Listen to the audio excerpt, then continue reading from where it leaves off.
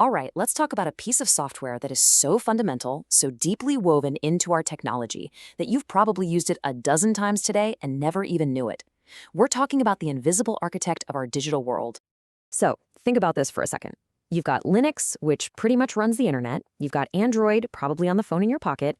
And then you have the Mars rover, exploring another planet. I mean, what could possibly connect these incredible but totally different pieces of technology? The answer, the thing that ties all of this together, is a compiler. Specifically, the GNU Compiler Collection, or as most of us know it, GCC. It's the engine that turns human-readable code into the ones and zeros that power our lives. And this whole story, it all started with a powerful idea about freedom.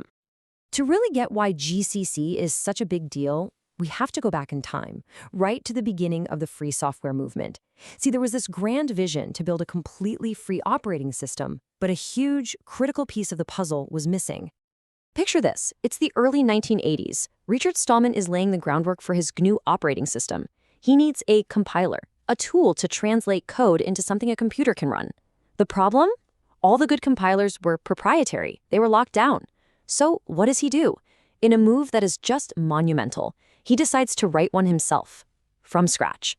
So the GNU project kicks off in '83, and just 4 years later, which is incredibly fast, by the way, the first major piece drops, the GNU C compiler.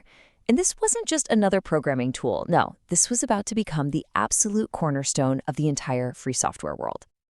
And its success was, well, immediate.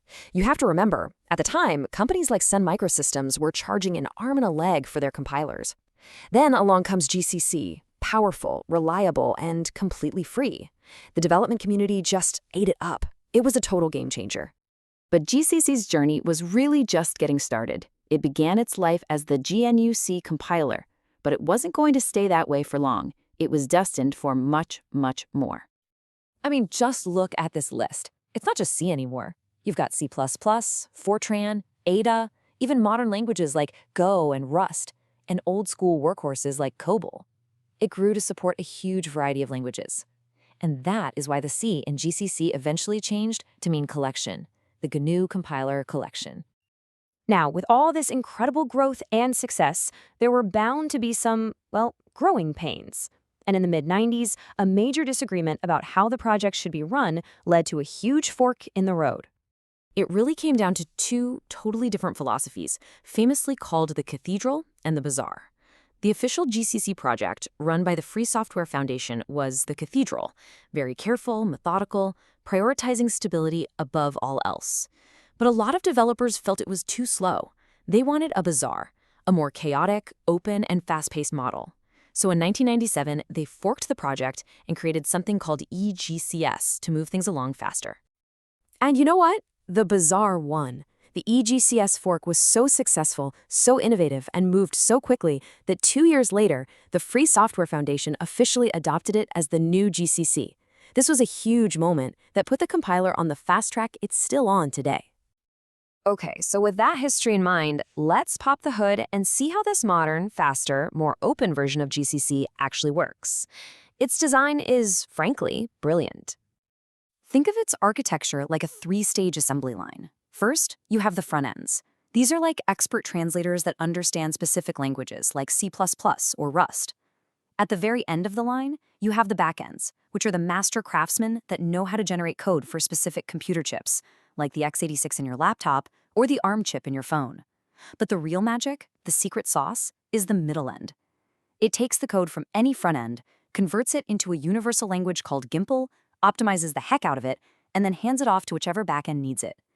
This modular design is what makes GCC so incredibly versatile. And this whole assembly line, it is absolutely massive. By 2019, the code base was around 15 million lines of code. To give you some perspective, we're talking about a project on the same scale as the Linux kernel itself. Just let that sink in for a moment. It's one of the biggest, most complex free software projects ever made. And remember those backends we just talked about? Well, this is where things get wild. Because of them, GCC can create code for a breathtaking number of computer architectures, from the x86 chip in your PC and the ARM chip in your phone to cutting-edge stuff like RISC-V and even giant IBM mainframes. It's been ported to more platforms than any other compiler in history. It's not just a compiler, it's a universal translator for basically every piece of silicon on the planet. So yeah, GCC is big, powerful, and ridiculously versatile. But its real legacy, that's about how it completely turned the software industry on its head. You might think the most brilliant part of GCC was its code, but you might be wrong.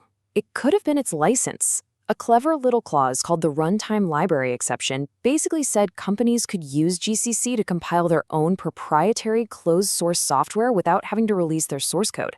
This one single clause was a total game changer. It was the key that unlocked the door to massive commercial adoption. And with that widespread adoption, GCC became the bedrock of the open source revolution. When the Linux kernel first showed up, it was just that, a kernel.